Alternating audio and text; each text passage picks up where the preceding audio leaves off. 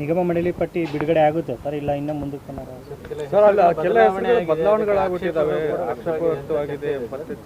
ನೋಡಿ, ಇದರ ಬಗ್ಗೆ ಪದೇ ಪದೇ ನಾನು ಹೇಳ್ತಾ ಇದ್ದೀನಿ. ನಮ್ಮನ್ನು ಯಾರನ್ನೂ ಕೂಡ ಅವರು ಕನ್ಸಲ್ಟ್ ಮಾಡಿಲ್ಲ.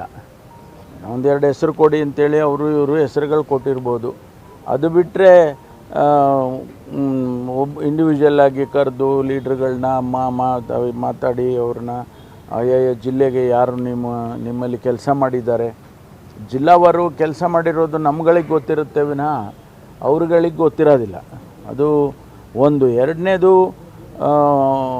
ಮುಖ್ಯಮಂತ್ರಿಗಳಿದ್ದಾರೆ, ಅಧ್ಯಕ್ಷರಿದ್ದಾರೆ, ಪಕ್ಷದ ಅಧ್ಯಕ್ಷರಿದ್ದಾರೆ, ಅವರಿಗೆ ಜವಾಬ್ದಾರಿಗೆ ಬಿಟ್ಬಿಡಬೇಕು.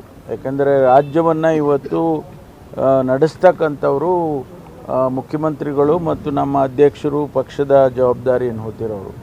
ಅವರಿಗೆ ಹೆಚ್ಚು ಪ್ರಾಮುಖ್ಯತೆಯನ್ನು ಕೊಟ್ಟು ಅವ್ರಿಗೆ ಹೇಳಬೇಕು, ನೀವು ನಿಮ್ಮ ಎಲ್ಲ ಜಿಲ್ಲೆಯ ಮುಖಂಡರುಗಳನ್ನು ಕರೆಸಿ ನೀವು ಚರ್ಚೆ ಮಾಡಿ ಆನಂತರ ಕೊಡಿ ಅಂತ ಅವರಿಗೆ ಹೇಳಬೇಕು. ನೇರವಾಗಿ ನಮ್ಮ ಇವರು ಜನರಲ್ ಸೆಕ್ರೆಟರಿ ಅವರೇ ಮಾಡ್ತಾ ಇದ್ದಾರೆ. ಹಾಗಾಗಿ ಸ್ವಲ್ಪ ನಿಧಾನ ಆಗಿದೆ, ಆಗಿಲ್ಲ ಅಂತ ಹೇಳೋದಿಲ್ಲ. ನೀವು ಕೊಟ್ಟ ಹೆಸರುಗಳೇನಾದರೂ ಇದಾವೆ ಸರ್ ಪಟ್ಟಿಯಲ್ಲಿ? ಗೊತ್ತಿಲ್ಲಪ್ಪ, ನಾವೇನು ನಮ್ಮೇನು ಪಟ್ಟಿ ಕೊಡಿ ಅಂತ ಏನು ಕೇಳಲಿಲ್ಲ ಅಥವಾ ನಮ್ಮ ಹತ್ರ ಚರ್ಚೆ ಮಾಡಿಲ್ಲ. ಜಿಲ್ಲಾ ಮಟ್ಟದಲ್ಲಿ ನಿಮ್ಗೆ ಗೊತ್ತಿರುತ್ತಲ್ಲ ಸರ್, ಯಾರು ಕೆಲಸ ಮಾಡೋದು? ಗೊತ್ತಿದೆ ನನಗೆ, ಇಡೀ ರಾಜ್ಯದ ಗೊತ್ತಿದೆ. ಯಾಕೆಂದರೆ 8 ವರ್ಷ ಅಧ್ಯಕ್ಷನಾಗಿ ಕೆಲಸ ಮಾಡಿದ ಮೇಲೆ ನಮ್ಮ ಪಕ್ಷದಲ್ಲಿ ಯಾರು ಮುಖಂಡರುಗಳು ಇವತ್ತು ಕೆಲಸ ಮಾಡಿದ್ದಾರೆ ಕಳೆದ ಚುನಾವಣೆಯಲ್ಲಿ ಮತ್ತು ಸತತವಾಗಿ ಕೆಲಸ ಮಾಡ್ಕೊಂಡು ಬಂದಿದ್ದಾರೆ. ಭಾಳ ಜನ ಪ್ರಾಮಾಣಿಕತೆಯಿಂದ 10 ವರ್ಷ ಪಕ್ಷಕ್ಕೆ ದುಡಿದಿದ್ದಾರೆ. ಅಂಥವರಿಗೆ ನಾವು ಉತ್ತೇಜನ ಕೊಡಬೇಕಾಗ್ತದೆ ಅನ್ನೋದು ನಮ್ಮದೆಲ್ಲ ವಾದಗಳು. ಹೈಕಮಾಂಡಿಂದ ಬಂದಂಥ ಪಟ್ಟಿಯಲ್ಲಿ ಪಡೆದೇ ಇರೋದಕ್ಕೆ ಈ ಗೊಂದಲ ಆಗಿದೆ ಸರ್. ಸರಿ, ನಿಮ್ಮಂಥವ್ರ ಅಭಿಪ್ರಾಯಗಳನ್ನು ಪಡೆದೇ ಮಾಡ್ತಾ ಇರೋದಕ್ಕೆ ಸಮಸ್ಯೆ ಆಗ್ತಾ ಇದೆ.